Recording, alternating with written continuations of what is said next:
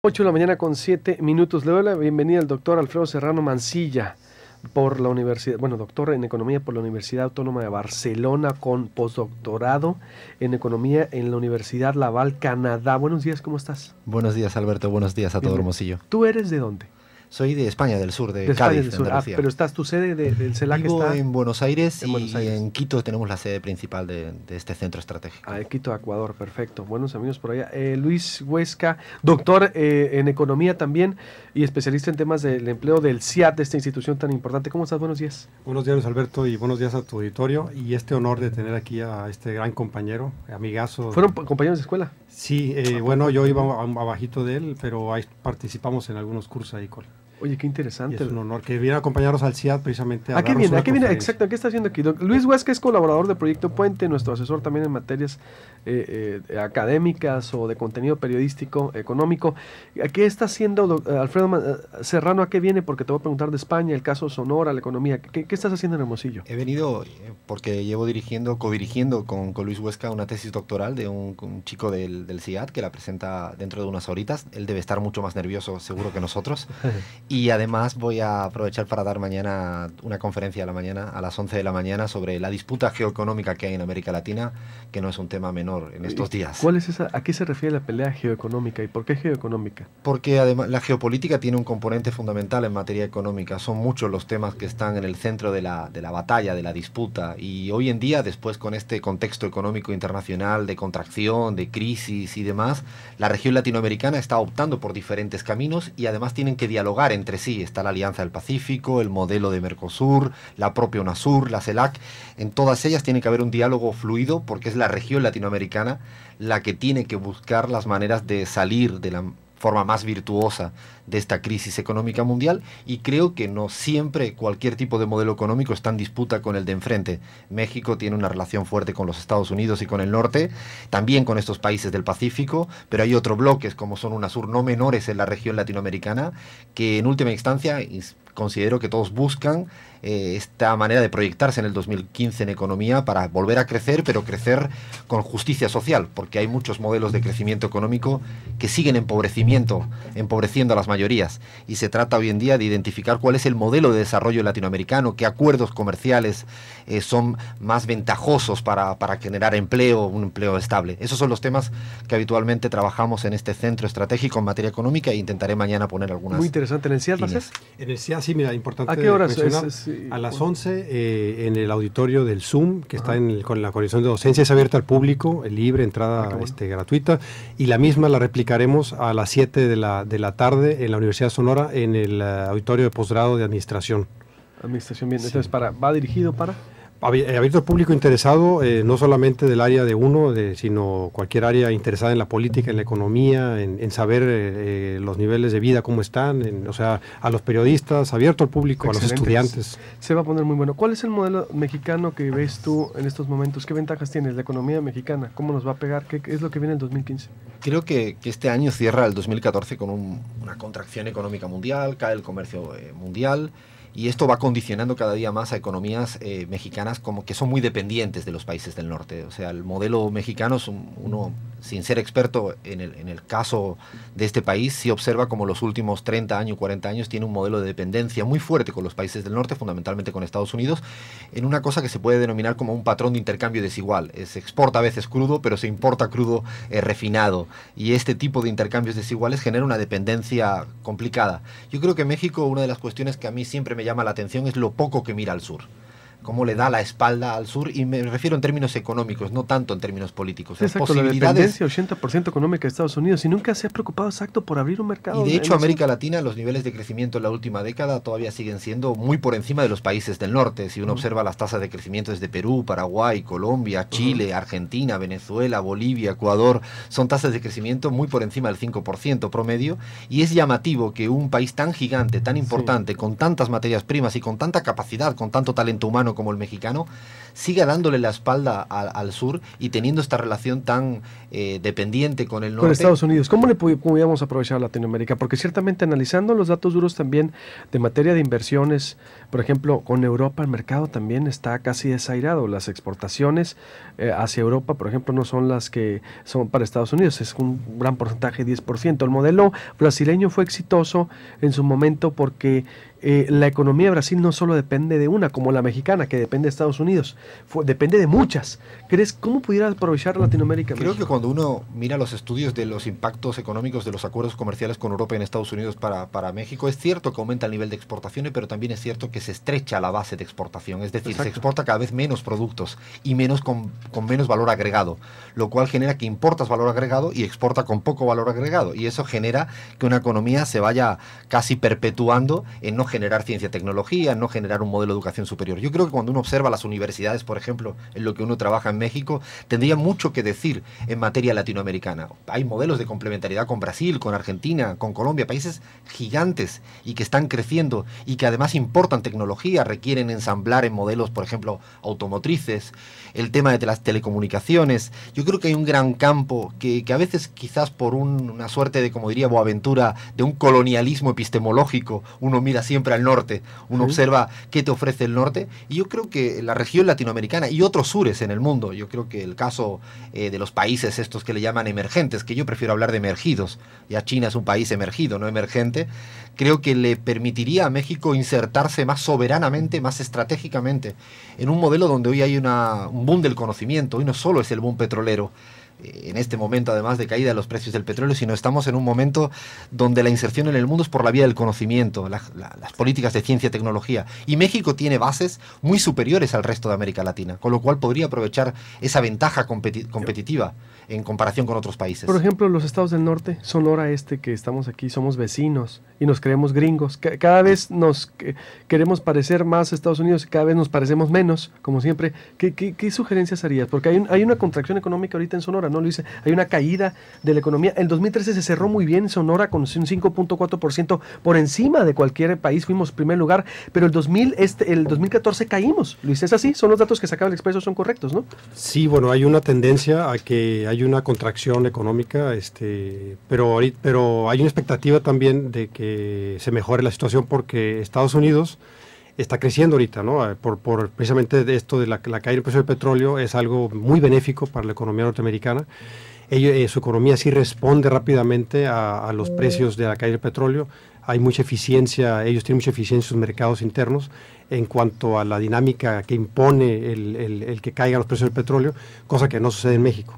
En ese aspecto, pero ya para el contexto de Sonora, de venir de un año relativamente bueno, con generación de empleos, otro aspecto es que no han sido remunerados como deben ser, porque también se habla de una caída de la productividad, algo que me ha llamado la atención, porque a nivel nacional en México la productividad durante los últimos 8 años ha sido creciente. En promedio los datos dicen que son 18%, cuando el salario se ha estancado realmente, o sea, ha crecido cero.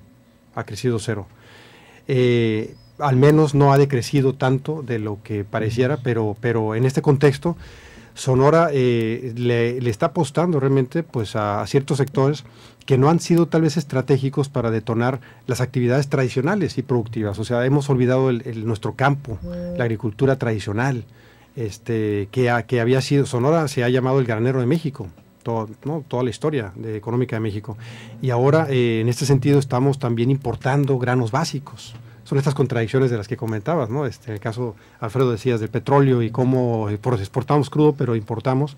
Ahora se habla también de que vamos a importar crudo este año. Por cierto, es una noticia que acaba de salir de nuestra Secretaría de Hacienda. Se va a importar crudo México ahora. Entonces son cosas contradictorias. Pero volviendo al caso de Sonora, cuando se le apuesta al sector aeroespacial y estas empresas que van a proveer a la aeronáutica, pues sí, de alguna forma se espera que detone la actividad económica, así como en los gasoductos al sur de Sonora. Sin embargo, seguimos siendo pues vulnerables y dependientes de lo que decida nuestro principal socio. Exacto. Entonces, para este año, pues de pasar el informe de nuestro gobernador hace apenas un par de meses, en octubre, sí. Octubre, un par de meses, suena muy esperanzador cuando se manejó que este año del empleo. El año del empleo no y a crecer un 5%. ¿Se va a poder hacer el año del empleo? Difícilmente, o sea, a ver, si las condiciones mejoran, porque yo siempre he comentado que nuestro estado es muy sensible a los altibajos de lo que suceda pues a nivel nacional, pero también en Estados Unidos. Entonces, solamente que se degeneren condiciones en Estados Unidos para que pueda haber una demanda más efectiva de nuestros productos y de lo que Sonora está haciendo en el ámbito de proveer minería, sobre todo minería, ¿no? Y dependerá de que fluya rápidamente esa inversión en el sur de Sonora para el gasoducto. Pero si eso se atora, si eso se ralentiza, podemos incluso no crecer y quedarnos estancados y que el año sea perdido. Entonces tenemos incertidumbre en Sonora. Hay incertidumbre. Sí. A ver, una pregunta. Estoy hablando con los doctores Luis Huesca y el doctor Alfredo Serrano Mancilla, en este caso es director del CELAC a nivel Latinoamérica. Me dice Raimundo Rodríguez, ¿cuál es la opinión que guarda el salario? ¿Cuál es su opinión sobre el salario en México y en comparación de Latinoamérica? ¿Cómo estamos? Yo creo que como bien decía Luis, una discusión es el empleo, pero a veces se olvida justamente qué calidad de empleo tenemos. Sí. Y la generación de empleo, el caso alemán es el más llamativo. Dice, ha recuperado el empleo, ha salido el empleo, pero con una devaluación salarial. O sea, a través de una reducción de los salarios. Y cuando uno mira en términos comparativos cuál es el salario real mexicano en comparación con otros procesos de cambio en la región latinoamericana, sigue estando muy por debajo de la media si lo comparas con el punto de partida. O sea, en términos relativos se ha crecido menos de lo que han podido. Por ejemplo, el caso boliviano es muy llamativo, el aumento del salario real. O sea, ¿creció más los salarios dónde? ¿En Bolivia que México? Claro, no digo si lo comparas entre sí porque no sería justo, pero si en proporción. En términos relativos, el crecimiento relativo real. ¿Dónde más creció en Bolivia, en Ecuador, en Argentina, en Brasil. Perú, ¿cómo anda Perú? El caso de Perú también ha crecido un poco más, no el caso paraguayo. ¿Por qué? ¿Qué fue lo que pasó en México? Yo creo que son procesos de cambio que le han apostado a la economía real. Y cuando uno le apuesta a la economía real y no a una economía financiarizada. ¿Qué es la economía real? La economía real es la economía productiva, como bien decía Luis, cuando las tasas de aumento de productividad son reflejadas en la tasa de aumento del empleo. Cuando el mercado interno, por eso, es decir, la productividad regional. De hecho, si por ejemplo toda la riqueza generada a través de Pemex en México fuera bien redistribuida, fuera hacia la economía real, eso te permite, cosa que con un sindicato que se lleva el 70% más o menos, se van a nómina, a impuestos, eso. En el caso boliviano, por primera vez el 50 años obtiene superávit fiscal desde que llega, por ejemplo, el presidente Evo Morales. Ahí está. Qué bueno que estás dando esos datos duros, porque aquí satanizamos Bolivia. Evo no, dices Evo no. Mira, Bolivia proporcionalmente ya creció más. Ecuador con Rafael Correa. Tanto que satanizamos a Rafael Correa por su estilo dictador de gobernar, resulta que tiene índices económicos mejores que México. Pero además que eso lo dice desde la CEPAL hasta el Fondo Monetario Internacional. Si uno mira el último informe del Fondo Monetario Internacional respecto a Bolivia, ha sido uno de los países que más le ha aplaudido en toda la región latinoamericana. Y la CEPAL, la propia Alicia Bárcenas, mexicana, secretaria general de la CEPAL, fue recientemente a Ecuador para aplaudirle por la reducción de la pobreza más acelerada en 8 años. Voy a hacer un corte y vuelvo con ustedes. Sigo porque se pone muy interesante la mesa. Ahorita voy a hablar con el director de parques y de jardines, de ecología del Ayuntamiento de Nogales. Me tiene la información de cómo no pidieron permiso los panistas en Nogales. No sé si habrá multa o el debate que se dio ayer en Nogales, y tenía razón el Twitter de Ramón Guzmán, que denunciaba al equipo de Javier Gándara. Ahorita voy a hablar con ellos y sigo con esta interesante mesa con Alfredo Serrano Mancilla, doctor en economía, y el doctor Luis Huesca, porque le voy a preguntar lo de Sonora. Le sigo haciendo énfasis con Sonora. Y qué bueno, lo que no se compara no se puede medir. Y también el caso España, Podemos y Ciudadanos, de el señor Iglesias, Pablo Iglesias, es amigo íntimo de Alfredo Serrano. Ojo, a ver qué podemos sacar aquí de lo que está haciendo España. Los sonorenses, ahí nos puede escuchar, por supuesto, y juntos interactuamos en @el Alberto Medina en Twitter para juntos hacer los datos duros de la información. Me dicen que por favor, por supuesto, se urge una fiscalía anticorrupción Candima. Que si podemos repetir ¿cuándo va a ser el evento de mañana? ¿Dónde va a estar el doctor Alfredo? Sí, claro, estará con nosotros en el Centro de Investigación en Alimentación y Desarrollo, el CIAD. Mañana jueves 15 a las 11 de la mañana será una conferencia de 1 hora y hablar preguntas y toda una réplica hasta media hora después todavía podrá ser. y la misma conferencia la replicaremos a las 7 de la tarde en el auditorio de posgrado de administración de la Unison. ¿De la Unison? De la Unison, perfecto, sí, Unison y en el CIAT. Sí, ahí te esperamos también, ¿no? Perfecto, mañana en el CIAT a las 11. 11, sí. Y en las 7 en la Unison el doctor Alfredo Serrano. A ver, Alfredo, para cerrar el tema Bolivia, entonces, ¿en cuánto nos rezagamos en salarios en México? Sí, el salario real no crece a veces tan fácil como crece el PIB. E incluso hay salarios que son muy sensibles al decrecimiento del PIB. En Bolivia lo que ha sucedido es que buena parte de la plata, de la lana, como dirían en México, reapropiada a través de la empresa pública del gas y del litio, que crean dos grandes empresas públicas, como sería la Pemex de Bolivia, pero para el gas y para el litio, se redistribuyó a través de políticas sociales muy ambiciosas y además con una generación de empleo. El desempleo es muy bajo en Bolivia, gracias a este periodo de redistribución de la riqueza, y el salario real creció por encima del 25%. Pero, a diferencia, el salario del presidente cayó al 25%, porque él se redujo, el propio presidente tiene un salario, no llega a los $2.000 en Bolivia, cuando... ¿Al mes? Sí, al mes, estoy hablando. Ni los $2.000, es decir, ni 30,000 pesos. No tiene $2.000 al mes porque fue una de las políticas... pesos mexicanos, ¿no? Claro, una de las políticas iniciales para dar una muestra justamente de legitimidad, de no corrupción. Oye, le copió al mexicano. El mexicano igualito, gana como $50,000 al mes. Pues hay una diferencia abismal. Gana como $20,000 más o menos, $15,000. Él llegó al gobierno y se redujo y obligó a los ministros a reducir. O sea, es poco rentable ser ministro o presidente en Bolivia desde la materia más monetaria posible. ¿Por qué nos copiaron todo el sistema mexicano de austeridad? De cómo se legitimó Bolivia, ¿no? Es interesante. Sí, y cómo es decir, es que son Ecuador, Bolivia y Ecuador. Me llama mucho la atención porque cuando tú escuchas la palabra de Evo o de Rafael, satanizas, resulta que están mejores que nosotros económicamente.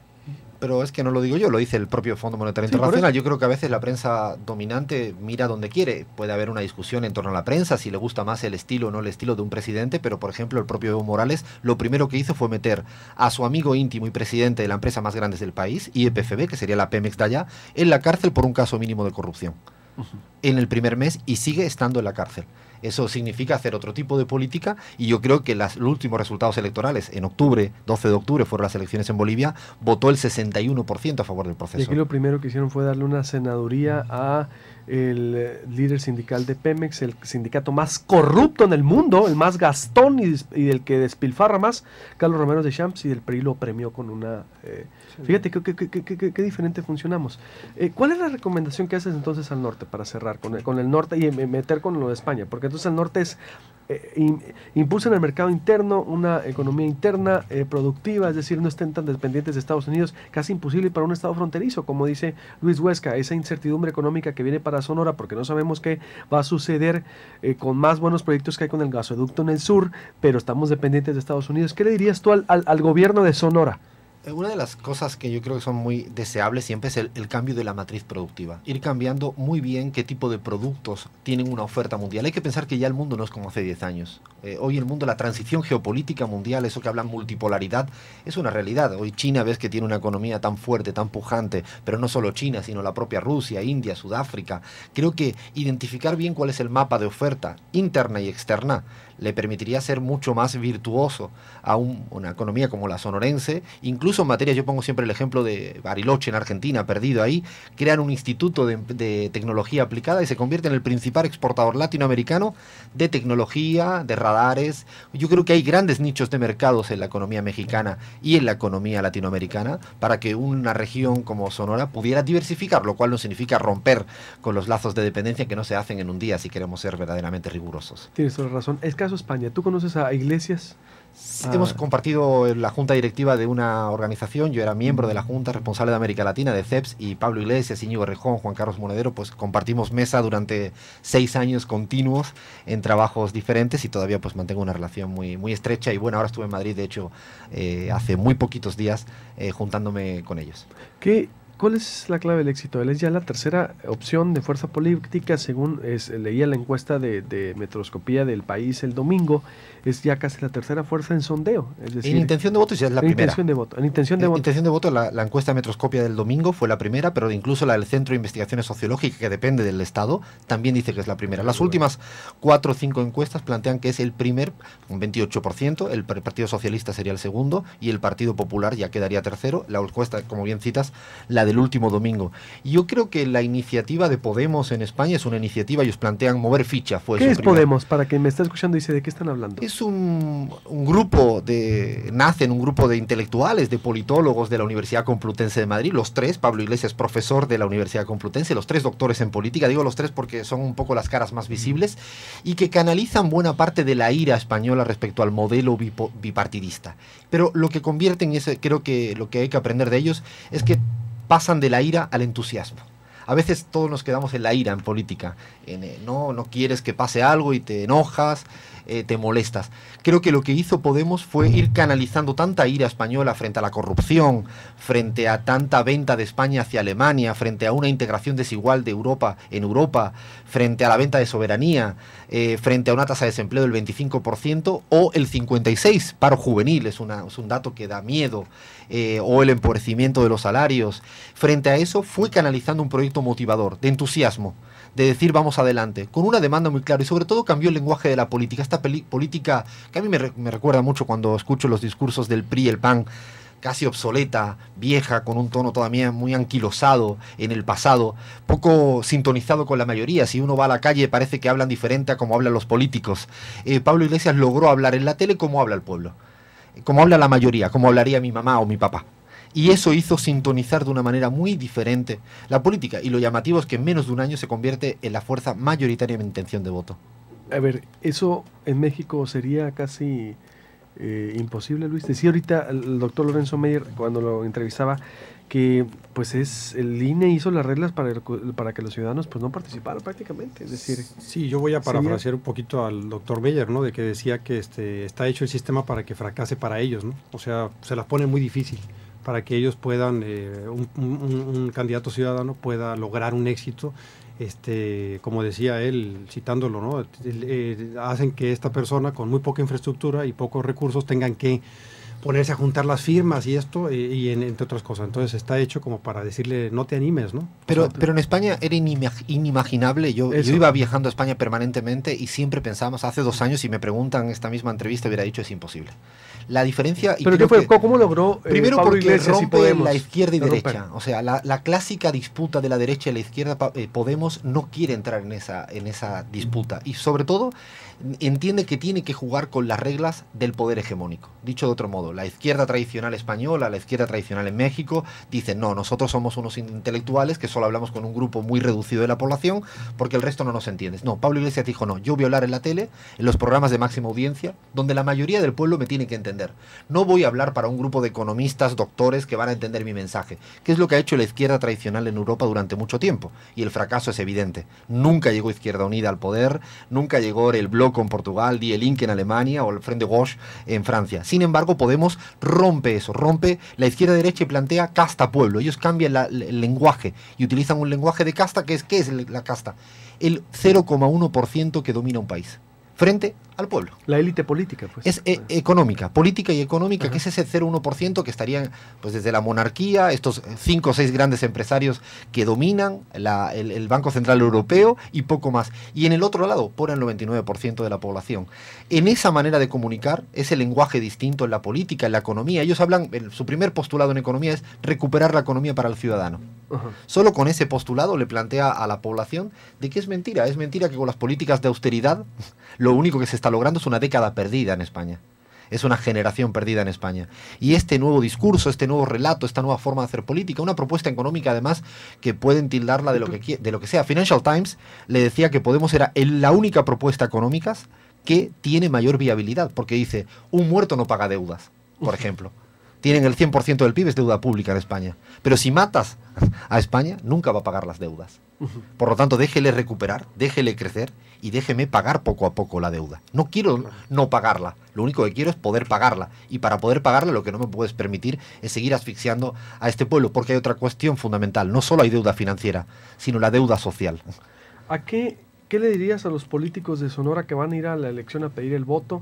Por último, te pregunto, ciertamente tu manejo es internacional, me queda claro, pero si nosotros el debate lo nutrimos de lo internacional y nacional y lo hacemos aquí, vamos a decirlo con todas las voces. ¿Qué le dirías al candidato del PAN, del PRI? Bueno, el PRI creo que el 2021 a lo mejor lo va a tener, pero va a salir el candidato del PRI, el del PRD,